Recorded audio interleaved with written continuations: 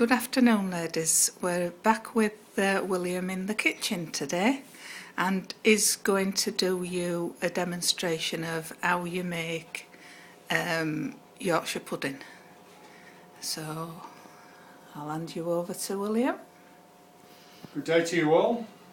Today Yorkshire pudding day because it's Sunday. In the bowl I have plain flour. There is 240 grams or 8 ounces plain flour. Then we need to put in some seasoning. A good measure of ground black pepper, a good pinch of salt. We need to put in to our mixture 1, 2, 3 eggs. And in my jug I've measured half a pint or 300 ml of milk. We're going a bit at a time and whisk it nice and gently. Do not over whisk your batter.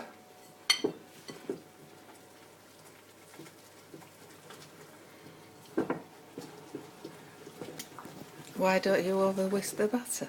Because you kill the eggs. Oh, right. The rising agent. Oh, I didn't know that.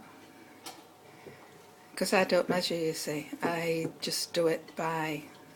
Well, I don't normally, but today, because it's a demonstration, I know. I've had to measure it. Yeah, I know. How much flour did you say, Bill? There's 240 grams or 8 8 ounces. ounces of flour, right, I see, yeah. You see, I just, when I do it, I just guess. It goes in the bowl as a guess, and that is the way I've always made it.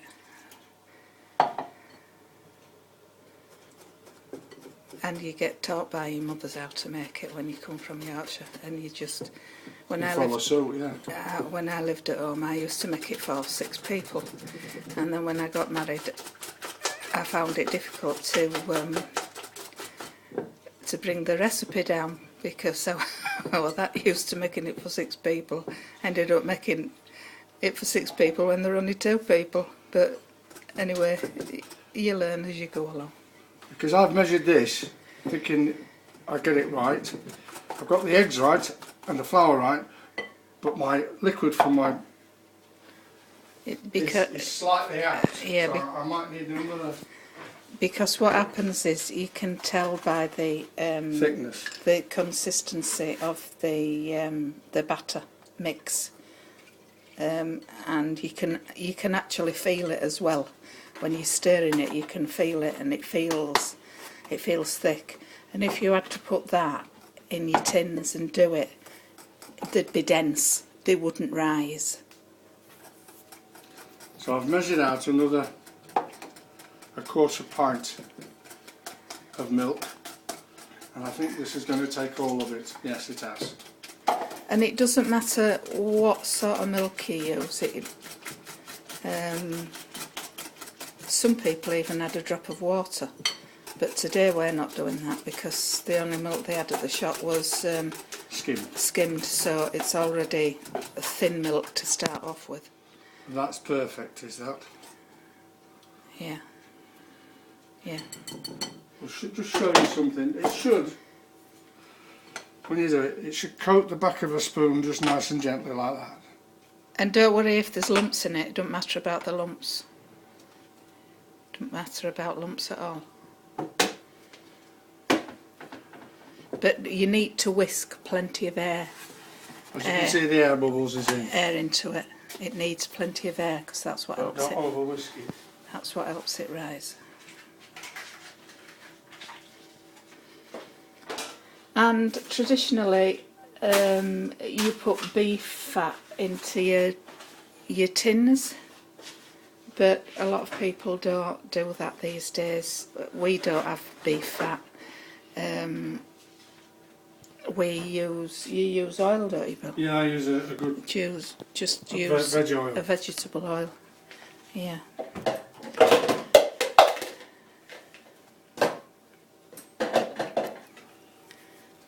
So the tin is in the oven, warming up.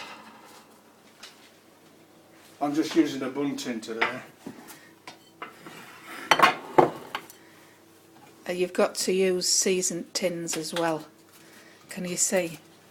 Because Yorkshire pudding tins, traditionally you don't wash them at all. Because if you do, they stick. They won't come out of the pan. So that's giving you a rough idea of how much oil to put in the tins. And then you put it back in the oven and you warm it up. Well, the tin's already warm, but it still needs to go back in to warm. Because when you put the mixture into the tin, it has to sizzle. It has to start sizzling and start rising. If not, your Yorkshire puddings will not rise. Am I right? That's correct. So these are going back in the oven now.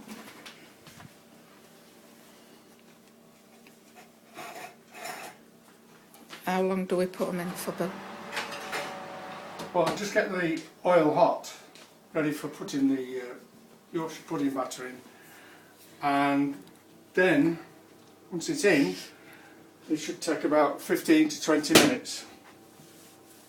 And they should rise perfectly. If not, I shall have to go back to the drawing board. How long are you going to leave that in there now, did you say? About 5 minutes No, just to that's get all this. right. I'm just thinking for time for this, because it'll only do about a 15-minute video. But I'm all right. We're only on 7 minutes, so we're okay.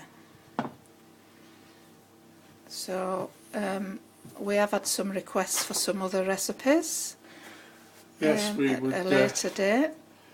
We'd like to sort of show you my recipe for flapjack, So Bill's gonna do. and also some different types of sponges. And I hope you'll be ready for this when we do all these lovely things. Because Lynn and I used to work at a nursing home, and we used to bake all these little fancy cakes for the residents.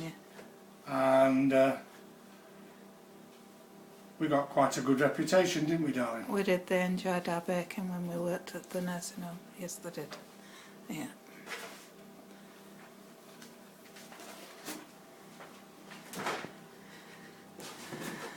So yeah, flapjack, Bill's flapjack. Well, yeah. Another thing he could actually show you how to make is omelettes. We do savoury pancakes. Yeah. We do a very nice one, which is done with a mushroom and spinach savoury pancake, and then we top, once the pancakes are made, we top it with a nice cheese sauce and we bake it in the oven until it's golden brown, and they're absolutely delicious. Yes. We have them on quite a regular basis. And it's a cheap and simple and easy meal to make. So, but they are nice. And that's Fern just having a drink.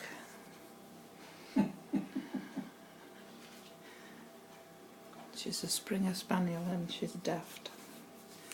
She's very giddy. But she needs a haircut, so we won't put her on camera today for you. So... Come on, get back in your bed, there's a good girl. That's it. Lovely. yeah, so they're just a few ideas. Tell us what you think to the ideas. If there's anything you particularly want a demonstration of, or you've made and it's not turned out right, and you want tips on how to rectify it, yeah, here's your give us mum. a bell. Yeah. Right, I'll take these out. Okay.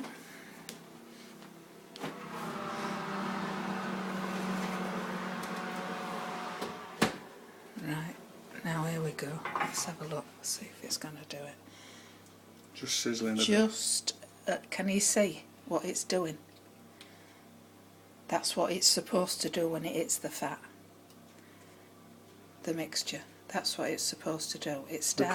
We could have done with leaving it in a bit longer, but I don't want to run out of time on the video. We're 10 minutes, so we're all right for 5. They have started sizzling, can you see? And they have started slightly shrinking away from the side of the tin, and that's what they're supposed to do when it hits the fat. It's supposed to be that hot that when you put it in, that's what happens. So they go in the oven now, and what do you have them set at, Bill? You see, ours is on maximum. It's a convector. It's a fan assisted. So you have it on full, basically, maximum. What is it if it's gas, Bill? Well, you have it on 8 or 9. That's right, I used to do mine on full on 9 when I did them. And they take like 15 to 20 minutes, but we've got a glass door so you can see, but give them a good 15 minutes before you look at them, otherwise they'll drop. They'll drop. So that's that for now, and I'll come back and just show you them coming out the oven. So you're going to say bye, Bill? Bye for now. See you later. Bye.